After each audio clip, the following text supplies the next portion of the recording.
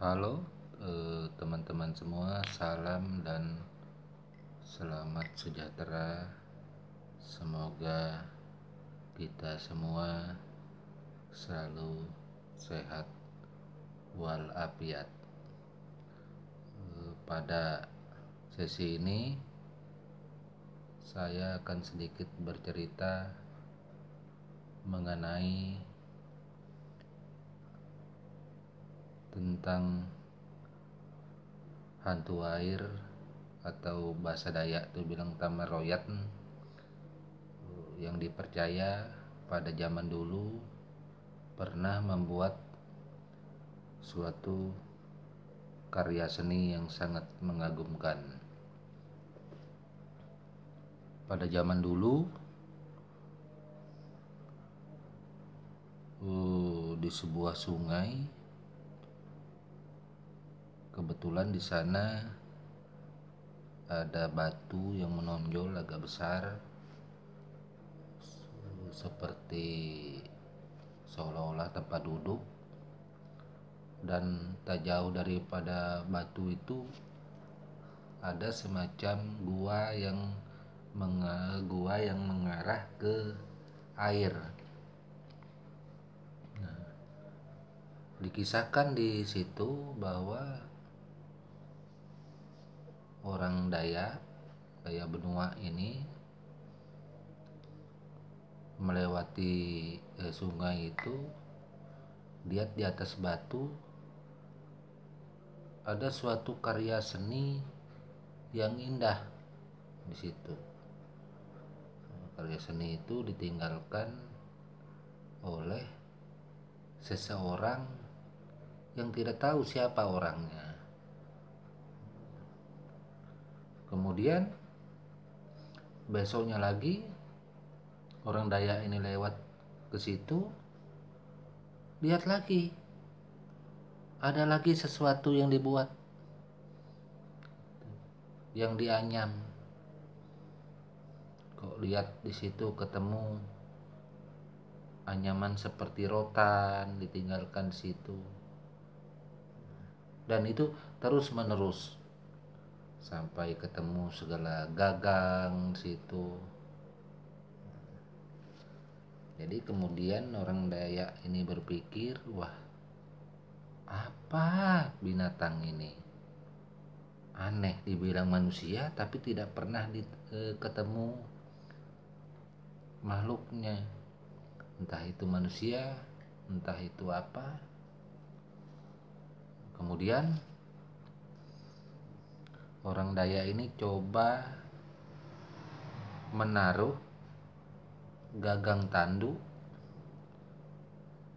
dari tanduk payau di atas batu tersebut dengan satu pisau anak mandau. Tak lama kemudian setelah beliau pulang, mungkin beberapa hari, beliau datang, lihat gagang tanduk sudah jadi, diukir dengan bagus. Bahkan menurut cerita zaman dulunya, ukiran yang dibuat itu kalau diprediksi di zamannya tidak ada manusia yang mampu seunik itu. Mungkin kalau sekarang dengan berbagai macam alat orang bisa melakukannya, tapi kalau di zamannya nggak mungkin. Jadi berita itu kemudian berkembang ke masyarakat kampung, khususnya Dayak Benua, bahwa ada sesuatu yang ketika ditaruh di batu itu ditinggalkan benda-benda, yang penting ada pisau ditaruh di situ, atau jika seumpamanya taruh rotan, ada pisau juga ditaruh di situ, sambil kita berucap di atas batu itu semacam bermantra, meminta, memohon, naruh di batu itu kita berjanji dalam sekian hari saya akan datang ke sini mengambil barang saya ini, saya minta dibuatkan ini. Kemudian kita pulang. Nah, sesuai janji yang kita sampaikan itu kita datang jadi. Nah, itu aneh bin ajaib, tapi orang tidak pernah ditemukan. Entah itu manusia, entah apa. Jadi pada suatu hari kebetulan ada orang Dayak Benua juga yang penasaran, kepingin lihat makhluk itu apa rupanya yang duduk di atas batu itu. Entah itu manusia, entah itu apa, entah itu makhluk seperti apa.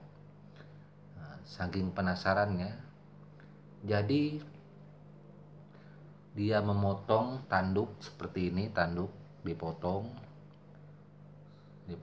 dengan pisau, ditaruh di situ. Setelah naruh pisau dengan mandau satu dia taruh di situ. Nah, kemudian dia berjanji, dia berbicara di atas batu itu, saya minta tanduk payau ini diukir untuk gagang mandau dalam jangka 3 hari. Sore saya akan datang ke sini untuk mengambil. Nah, kemudian setelah dia berkata begitu dan dia pulang. Jadi mencapai waktu yang dia ucapkan tadi, janji sore, untuk yang ketiga hari tadi janjinya sore datang, tapi sebelum sore sekitar setengah hari dia datang. Maksudnya itu kepingin lihat siapa yang ngukir itu gagang tanduk itu yang ngukir pintar, menganyam pintar, itu bahkan tiada bandingan kepintarannya itu. Mulailah dia bersembunyi di antara pepohonan yang ada supaya tidak terlihat. Tak berlangsung lama, ada sesuatu yang muncul dari air.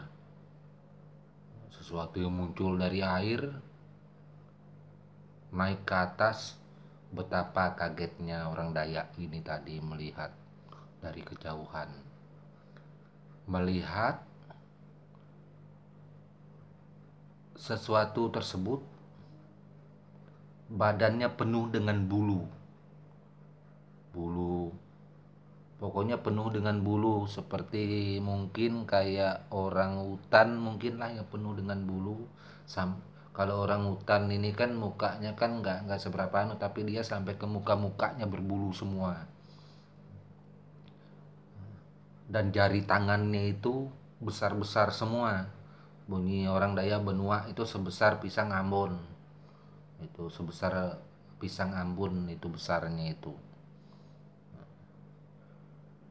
Rupanya makhluk itu yang ngukir dan dia berbulu, tidak memakai apa-apa. Istilahnya telanjang bulat, bulunya yang melingkupi seluruh tubuhnya itulah yang menutupi badannya, segala mukanya sehingga tak terlihat. Jadi bukan manusia. Setelah dia ngukir gagang tanduk tadi, selesai separuh, tangannya yang makhluk tadi terluka oleh pisau. Begitu dia ukir lagi separuh, kedua kali tangannya luka lagi oleh pisau. Pas ketiga kali tangannya luka oleh pisau, gagang tanduk tadi belum sempat jadi, tinggal sedikit.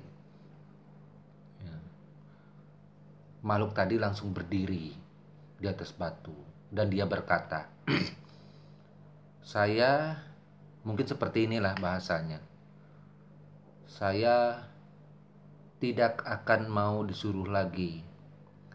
Saya bersumpah karena ikatan janji saya dengan manusia ternyata dilanggar. Ini adalah pekerjaan saya yang terakhir. Kemudian saya tidak akan datang lagi kembali ke sini. Nah, setelah dia berucap seperti itu, dia terjun ke air. Jadi yang nyuruh ngukir hulu mandau tadi langsung ngambil hulu mandau di atas batu, lihat ukiran itu betapa bagusnya. Cuman sayang masih sedikit yang belum selesai. Untuk di zamannya tidak ada yang bisa melanjutkan ukiran yang seperti itu. Maka itu orang benua, terutama rumpun Loangan, mungkin banyak juga yang tahu cerita ini dari berbagai macam versi, sangat meyakini dan percaya bahwa pertama kali yang ngukir gagang tanduk itu ataupun gagang mandau yang tercipta dengan begitu indah bukan diukir oleh manusia. Itu diukir oleh hantu air. Hantu air yang pertama ngukir. Dan itu ada di dalam temput, bunyi kami Dayak Benua itu temput. Ada di dalam suatu cerita legenda ataupun bahasa-bahasa dari Pawang itu sering menceritakan itu. Setelah dia tidak timbul lagi, jadi segala macam keahliannya itu bikin buat anjat, buat tikar, kemudian itu ditiru oleh orang Dayak ini tadi, terutama untuk Dayak Benua inilah untuk pengembangan motif desain yang dia buat oleh hantu air tadi. Begitu juga dengan gagang tanduk. Nah, jadi gagang tanduk itu menjadi istilahnya itu masterpiece lah. Nah, itu yang dibuat bagaimana bisa sebagus itu. Bukan berarti zaman sebelum itu tidak ada yang bisa ngukir tanduk, tidak ada yang bisa buat segala anyaman rotan dan lain semua bisa. Cuman tidak sebagus dia. Jadi itulah kelebihan hantu air menurut versi kami Dayak Benua. Ya, mungkin saya rasa untuk semua Dayak Loangan itu pasti ada cerita semacam itu, meskipun agak berbeda-beda sedikit, tapi saya rasa pada dasarnya sama. Seperti apakah gagang tanduk itu? Nah, gagang tanduk itu seperti contoh ini untuk mandau. Nah, ini gagang tanduk. Seperti ini teman-teman, untuk handal mandau. Nah, cuman ini bukan diukir oleh hantu air. Ini diukir oleh kita, oleh manusia. Itu paling enggak ya seperti gambaran inilah yang dia buat. Mungkin untuk cerita ini hanya demikian yang dapat saya sampaikan. Kurang lebihnya saya mohon maaf karena kita sama-sama belajar di dalam budaya. Saya sebagai orang Dayak tentunya dengan kawan-kawan Dayak yang lain, sesama peseni, sesama pelaku budaya, tidak ada yang lebih hebat. Kita semuanya sama. Mari kita bersatu mengembangkan budaya yang ada ini, dan tidak terlepas daripada bingkai negara Republik Indonesia ini yang bermacam-macam tradisi, bermacam-macam seni. Pokoknya kita harus bergandeng tangan. Indonesia maju karena bersatu. Salam. Besok kita berjumpa dalam